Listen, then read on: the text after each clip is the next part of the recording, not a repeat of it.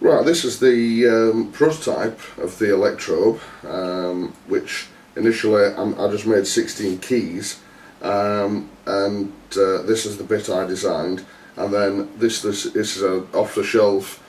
It's like an educator board, like a starter pack. This is how I got started learning how to use microcontrollers. So the nice thing is it's got a breadboard, it's got lots of ready-to-go things, and you can see what's happening with the LEDs on the side, so you know whether things are working properly or not very quickly.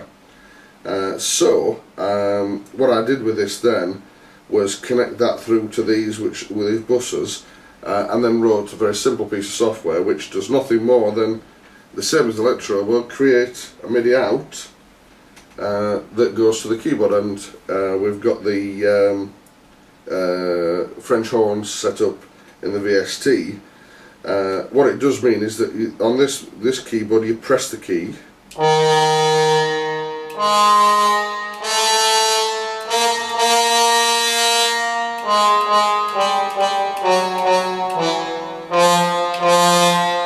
the idea being then that as you went forward or back was how you got expression.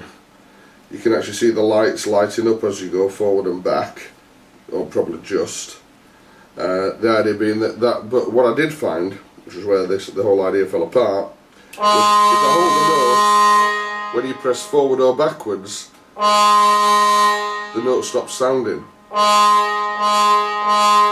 So I would have had to create some sort of hold facility to actually have the whole thing sit and wait until another key was pressed.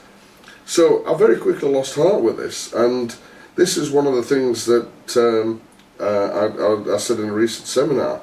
You shouldn't fear mistakes, because having totally lost heart with this, I thought this is a dead duck, it's a dead issue, because you can only press, you think, well, and it was only a year later, coming up to the recent D&T show, the 2010 D&T show, that I picked this back up and thought, well, actually, if that was creating a note on each one of those instead of just the press, we might be into something. And it was only that sitting down again with this and just plugging it in that made me suddenly think in different terms that, well, why am I not taking advantage of the 5 key presses?